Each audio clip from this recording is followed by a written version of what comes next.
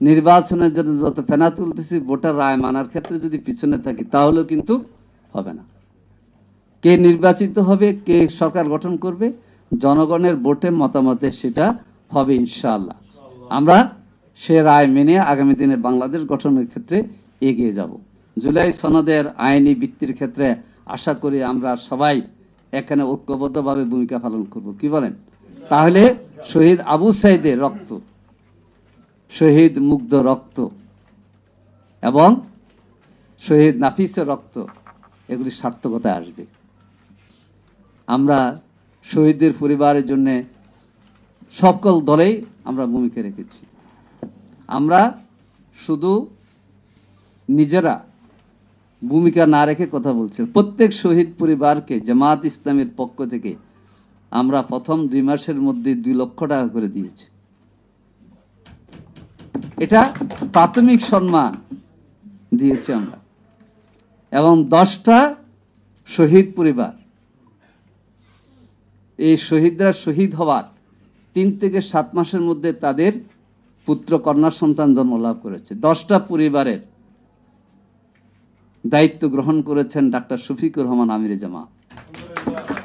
এটা বললাম এই জন্যে যে অভ্যুত্থানে যারা জীবন দিয়েছে, যারা শহীদ হয়েছে এবং যারা আহত আছে, তাদের জন্য আমরা করছি। এটা আমাদের সামান্য করা আমি বলবো, কিন্তু প্রত্যাশাও নেই। এবং আশা করি জামাত ইসলামী সামনে কত আসন পাবে না হবে সেটা আমাদের বিবেচ্য বিষয় নয়, কিন্তু এটা আমাদের অব্যাহত থাকবে। জুলাই শহীদদেরকে সম্মান দেব, জুলাই আহতদেরকে আমরা সম্মান দিয়ে এগিয়ে যাব। এই অভ্যুত্থানে 16 জুলাই রংপুর বেগম রোকেয়া বিশ্ববিদ্যালয়ের যে আবু সাইদ জীবন দিয়েছে, আমরা অনেকবার তার বাড়িতে গিয়েছি। স্লোগান ছিল বুকের মধ্যে অনেক ঝড়, বুক পেতেছি গুলি কর, একটা স্লোগান। এরপর হচ্ছে সকল এই আন্দোলনে ছাত্রছাত্রীদের মুখে স্লোগান ছিল উই ওয়ান্ট জাস্টিস, আমরা ন্যায় বিচার চাই, যেটা কোটার সংস্কার থেকে শুরু হয়েছে। আর এখন সর্বশেষ স্লোগান হচ্ছে আবু সাইদ মুগ্ধ, শেষ হয়নি যুদ্ধ। এর জন্য আমরা প্রথমে বলতে চাই, জুলাই সনদ এটা কোনো একক দলের দাবি নয়। এখানে বিএনপি জামাত না এনসিপিও নয়, যদিও এনসিপি এই দাবি প্রথমে তুলছে বা তারা এটার বেশি কথা বলে, সবাই বলবো আমরা। কিন্তু কোন কোন রাজনৈতিক দল জুলাই সনদে আইনি ভিত্তি নিয়ে কথা দেখবেন যে 10 মিনিট কথা বললে একটা কথাও জুলাই আইনি ভিত্তি নিয়ে বলে না। জুলাই সনদ নিয়ে বললেও জুলাই সনদ আইনি ভিত্তি নিয়ে বলে না। অথচ জুলাইয়ের যে অবদান, তরুণ, ছাত্র ছাত্রী, কৃষক এবং শ্রমজীবী মানুষ যারা জীবন দিয়েছে, তাদের এ রক্তের স্বীকৃতি, আইনের স্বীকৃতি না হলে ফেসিবাদ মুক্ত বাংলাদেশে আমরা নির্বাচন করে আমরা ভোটাধিকার প্রতিষ্ঠার দিকে যাব, কিন্তু রক্তের স্বীকৃতি আমরা দিলাম না। এই জন্যে আমরা মনে করি যে জুলাই সনদের ঘোষণা হয়েছে, জুলাই সনদের বিভিন্ন রাজনৈতিক দলের কাছে গিয়েছে, এটার আইনি ভিত্তি দিয়েই নির্বাচনের আয়োজন করতে হবে। অনেকে বলে, এখন রাজনৈতিক নেতা বলেছেন নির্বাচনে আসেন।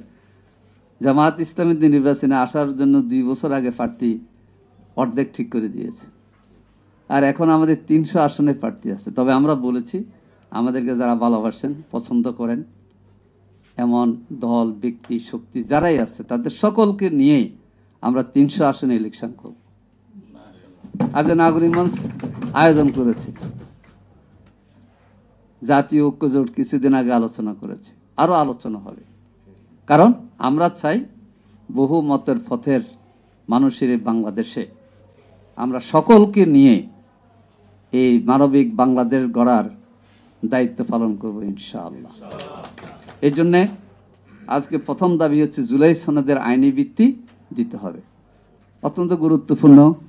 ভাই বলেছেন যে আইনি আফসারিফের আগে আরো 2 জন আগে, আফসারিফে তো কড়া কথাই বলে, সেটা হচ্ছে আইনি ভিত্তি। আপনারা খেয়াল করেন, এই যে কেয়ারটেকার নিয়ে 1991 সাল কেয়ারটেকারের সরকারের অধীনে বিএনপি ক্ষমতা এসেছিল। আসার পরে যখন দাবি উঠল যে কেয়ারটেকারকে মাধ্যমে সামনে নির্বাচন করতে হবে, তখন কথা আসলো যে কেয়ারটেকার তো শিশু বোঝায় না কিছু বোঝায়, আসছে না কথা। কিন্তু 173 দিন হরতাল করার পরে এটা সংবিধানে যুক্ত হয়ে গেছে, মনে আছে আপনাদের? আবার আওয়ামী লীগ করলো কি, এই কেয়ারটেকারের মাধ্যমে 2008-এ ক্ষমতায় আসলো, আসার পরে 11 সালে এটার কবর দিয়ে দিছে। সেই জন্য আমরা বলি যে জুলাই সনদের আইনি ভিত্তি ছাড়া নির্বাচন করে আপনারা পার পাবেন, এটা দেশের জনগণ মানবে না। তবে অবশ্যই ফেব্রুয়ারি মাসে জাতীয় নির্বাচন হওয়া উচিত আমরা মনে করি, এবং জাতীয় নির্বাচনের জন্য আমরা এখানে যারা আছি সবাই প্রস্তুত, কিন্তু জুলাই সনদ আইনি ভিত্তি ছাড়া নির্বাচন মানব না ইনশাআল্লাহ। জুলাই সনদের আইনি ভিত্তি হলে এখানে 72-এর সংবিধান বলেন, রাষ্ট্র সংস্কার বলেন, এগুলো অনেক কিছু এখানে আছে। কারণ জুলাই সনদের 84টা পয়েন্ট দিয়েছিল, আমরা জামায়াতে কেন্দ্রীয় নির্বাহী পরিষদের বৈঠকে 84টা অনেক সময় নিয়ে আমরা আলোচনা করেছি। তারপরে আমরা আরো মতামত দিয়েছি যোগ করার জন্য, এইভাবে অন্য গণতান্ত্রিক দলগুলো দিয়েছে। সেই জন্য আমরা মনে করি যে জুলাই জাতীয় সনদের আইনি ভিত্তি দিতে হবে। অনেকে বলেন যে আমরা নির্বাচন করি, ক্ষমতা যায়, যে দলে যাবে সে দলে করবে, কিন্তু অতীতে যারা ক্ষমতায় গেছে তারা কি এটা মনে রাখছে? ক্ষমতায় কে যাবে আমরা বলবো না, আমরা যাবো কিনা আমরা জানি না। ক্ষমতা কে যাবে এটা এই দেশের জনগণের মতের প্রতিফলনের সিদ্ধান্ত হবে। আমরা বলছি না যে আমরা যাব, তবে আমাদেরকে অনেকে বলে আগে 10টা পাইছেন এখন অথবা 20টা পাইবেন, এটাও কটাক্ষ করে। কিন্তু আমরা কাউকে বলতেছি না যে আমরা যাব বা কোনো দল যাবে না। জনগণের মতামতের আলোকে যারাই যাবে তারাই হবে। এখন সুষ্ঠু নির্বাচন হইলেও তো দেখা যায় বিকালে ভোট বর্জন করে, এখন কালচার দেখা দিচ্ছে। ডাকসু নির্বাচন, জাকসু নির্বাচন, গণ অভ্যুত্থানের পরে ছাত্রদের ডিজায়ার ছিল যে নির্বাচন।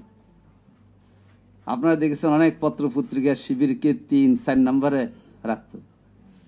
তো এখন ছাত্রছাত্রীদের ভোটে শিবির বিজয় লাভ করেছে, অনেকে ধন্যবাদ দিয়েছে, আমরা আল্লাহর শুকরিয়া আদায় করেছি, আল্লাহর শুকরিয়া আদায় করেছি। এবং আপনারা দেখেছেন যে ছাত্রীরা ভোট দিয়ে জীবনে প্রথম ভোট দিলাম চিহ্ন পর্যন্ত দেখেছে।